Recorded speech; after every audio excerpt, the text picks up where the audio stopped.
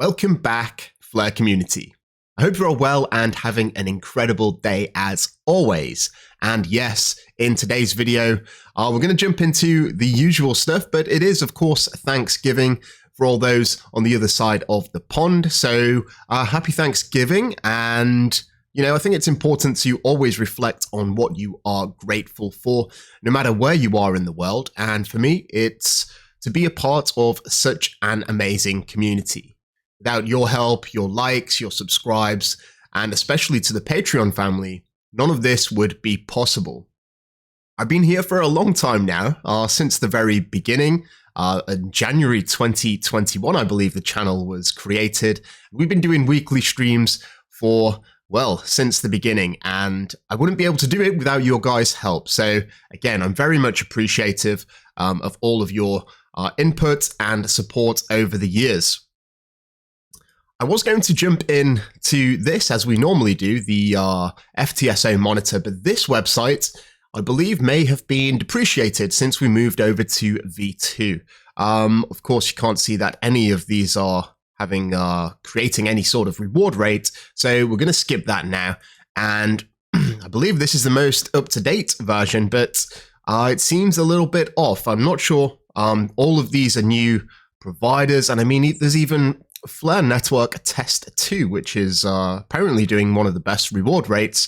So I'm going to have a little look into this and understand what this actually represents before we start including it into the weekly news updates.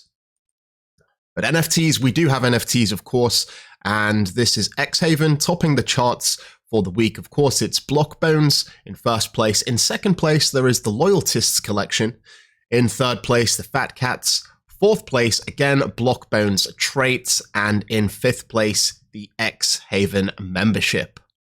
Moving on to True Gems here, topping the charts is the Focus Pass. Second place is True Gems Genesis. And third place, these don't really have that much volume, but we'll give them a shout out anyway. We've got Guntap in third place, Dan Rocky on Fleur, and Songbird 1. Okay, let's jump into the meaty stuff. This is something that I really want to get out, which is why I've included it in the very start of the video.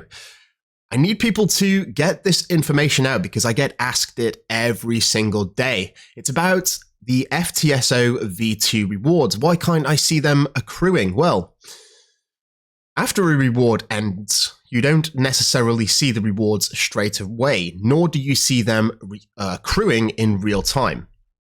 In the Flare Time Series Oracle V2, after the epoch ends, rewards are calculated and published as data. Data providers then sign the rewards, which may take a few days until 50% of the weight of the data providers have signed. So this is a collective effort from all of the data providers to sign for their rewards. And once there's been the threshold of 50% met, then that's when the rewards are claimable. If you want to have a look at the current state of the epochs, you can find it on this website here, flare-systems-explorer.flare.rocks/reward-epoch. Bit of a mouthful, but it is what it is. As you can see here, this is the current epoch, number 245. There's 6 hours and 45 minutes left to go. And yeah, you can see here the rewards are available for the previous epochs. 45 are active, and 246 collecting offers. So this is where we are right now. This is about to end very shortly. And then a couple of days after that, once 50% of the signal providers have signed for their rewards, then it will become available. Of course, you're not going to be able to see the rewards accruing in real time until that actually happens. Okay, with that out of the way, we're going to jump into some better news here. So FTSO V1 is officially depreciated on Songbird, and now we're getting close to the era of FTSO V2. Only V2 data providers will receive network rewards moving forward, and you can find them in that website that I did just cover a second ago. Whose Flur's data providers are. This is the information on the website. The delegation rewards, the reward epochs, and the FTSO feeds and stability. Learn about this one and only enshrined oracle at Flare. And I think this is important to note as well, that Flare is the only network with an enshrined oracle. It often goes understated because people just see it as another oracle. But what makes Flare, and of course Songbird, so special is the fact that they have this enshrined oracle. The oracle is on-chain and it leverages the consensus of the network itself. Over 100 individual data providers running the network, reaching consensus on transactions, but also consensus on data and providing support to the FTSO. This is probably the biggest reason and the biggest advantage that Flare has over every other network. So you want to recap on what's been happening with F assets in the open beta over on Coston.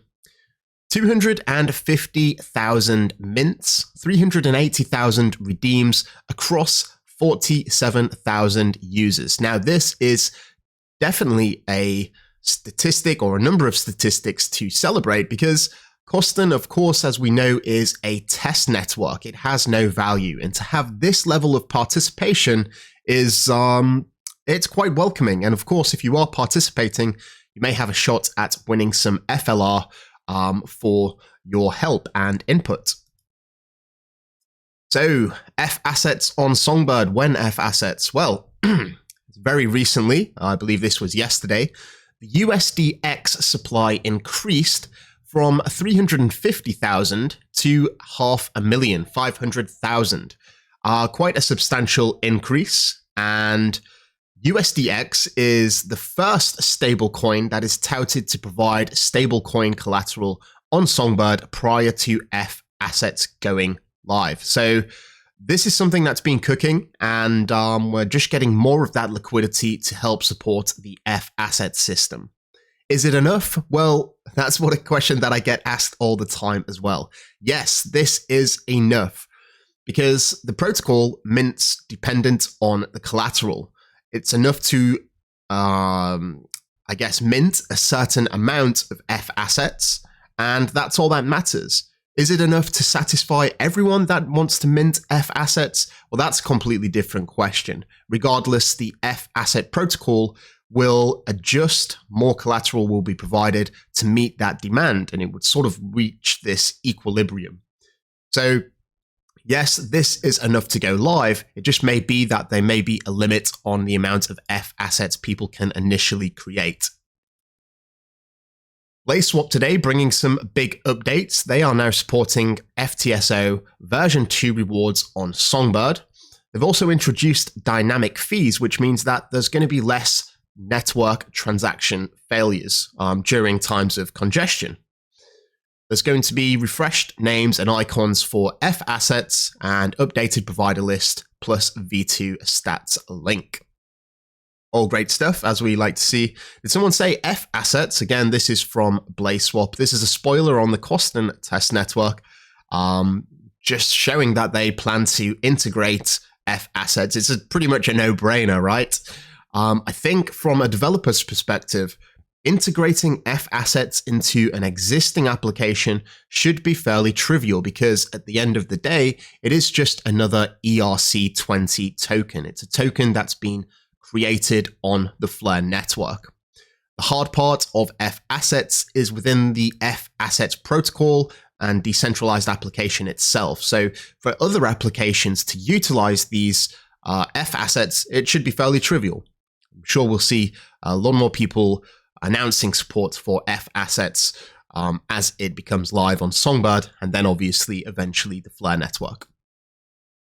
Bifrost had a huge update. The in-app swap feature is now available on both Android and iOS. If you didn't know, Bifrost is probably the most popular wallet for those interacting with the Flare network. Not only can you connect to various websites and connect your wallet, you can you can swap and send assets from the wallet. And this is an example. So here you can do a swap from FLR over to SFLR. And this is using Amigi Swap, which is a DEX aggregator, which they introduced a couple of months ago, I believe. Clearpool, here we go. Yes, this is news from Clearpool. USDX has landed on Bitmart Exchange. Sorry, USDX is a stable coin issued by, what do we have here? HT Digital Assets, HexTrust's tokenization ecosystem. So this again is touted as one of the fundamental cornerstones of the F asset system to provide that collateral. And of course, now it has one API access to a centralized exchange, so the signal providers can get that information on their price feeds. Oxenflow, they released this very nice little article which talks about redefining usability in self-custody wallets. So this is taking account abstraction and sort of bridging the gap between Web 2 and Web 3. So, of course, many of you may be familiar with interacting with Web 2 websites. I don't know whether it's Meta, Facebook, whether it's Instagram, whether it's X. You provide an email address and you get a password, and then you get access to the application through your account. And this is basically what Oxenflow is trying to do, but with crypto. I wouldn't say trying to do. They've obviously achieved it, and you can download their app over on the Apple Store. I do believe that they said that they could be working on the Android version, but currently it is only available for those with Apple devices. Digital Dynamics, got this news from here. Who's building on Flare Chain?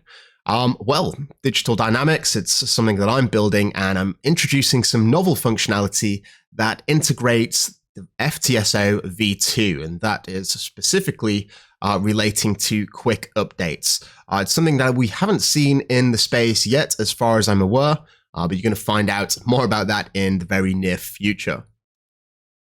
Another app that's launching on the Flare network is Cyclo, if I'm pronouncing that right. Something new is emerging on Flare networks. A new leverage primitive through first principles. No governance, no admin keys, no liquidations. Just a simple, immutable smart contract powered by the FTSO. So this is something that's obviously going to be novel to the Flare network, and should be interesting. Although I will preface this with the idea that leverage trading is somewhat risky if you don't know what you're doing. Of course, when people have successful leverage trades, they tout about it and sort of let the world know about it over on platforms, social media platforms like X, but you never hear anyone talking about their losses, right? So if you see someone that entered a 100x leverage position, which is highly risky, and if they got lucky and made a lot of money, just acknowledge that that is quite a long shot, and yeah, don't get caught in the hype. I believe this was developed by Rain Lang, if I'm not mistaken, purely because I'm going on who they have been following here. Only 5 people. You see a lot of Rain Lang followers here, so that's what I'm thinking. Either way, I'm intrigued to see it. The website looks pretty cool. You can just go here, pretty basic. Yeah, we're going to check that out at a later date and delve into it. Of course, feel free to subscribe if you want to keep up to date with everything that's happening on the Flare network every single week. Satraps here. The FAsset open beta run has been a game changer for the Flare ecosystem, where we've been hands-on at the forefront. As this chapter closes, the Satraps team is gearing up to reveal something transformative. 21 voices will soon rewrite the rules. I think this is going to be some sort of decentralized autonomous organization, a DAO, or maybe some sort of governance system. Either way, I'm intrigued. We're just going to have to sit tight on this and wait for some more information as and when it comes available. For those that are developers, so this is pretty funny. Just read the documentation. And this is what the documentation sometimes looks like. A bit misleading, let's say, but the Flare team have created some really good documentation. So if you are a developer looking to create applications on the Flare network, you can check out all of the novel functionality here, start building, and there's plenty of code examples if that's what you like to see, but also fundamentals on how things work. Let's just have a quick look at maybe something with a code example. So yeah, this is a contract. I believe this is getting the current feed value. So, you can call this contract and you can basically just copy it and paste it if you like. Maybe changing some of the variables for deployment. But yeah, it goes through the full shebang if that's what you want to do. Not just for the FTS OV2, but also the FDC, the Flare Data Connector, and also for F-Assets too. So be sure to check that out if you are looking to build. This was some news from, given to us from Milo. He caught this in a space with Charles Hoskinson. Did I say that right? Hoskinson, yes. He was talking a little bit about Flare. So many use cases for real-world apps. Pause this a little bit. I'm just going to play you a short sample. Hook, where you could connect them to a smart contract system. So I got to look at Flare and some of the other things that people have tried to do, but it would be really cool to bring Midnight into it, because what can happen is then you can use XRP to do private smart contracts, and then you can use that for settlement and clearing. So he did mention Flare, and he wants to take a closer look into this. And Charles has been really fostering this idea of community, just like outside of Cardano and Midnight. He's recently been in talks with Brad Garlinghouse and also people from the Hedera Hashgraph team, and it looks like now he's intrigued with the Flare network. And I think his idea is to really be a community of communities and work together, right? Of course, Charles was a bit controversial when the XRP lawsuit first launched, and I guess branded a lot of the XRP community as conspiracy theories, but now he's starting to see the light, and he's obviously apologized for that. But yeah, a welcome sight nonetheless. That is pretty much the news, guys. Yeah, I just do once again reiterate my appreciation and gratitude for all of you that are watching. If you did like the video, please feel free to give it a like on the way out. I'd like to thank you all so much for watching. Have an incredible weekend, Thanksgiving, all of that good stuff.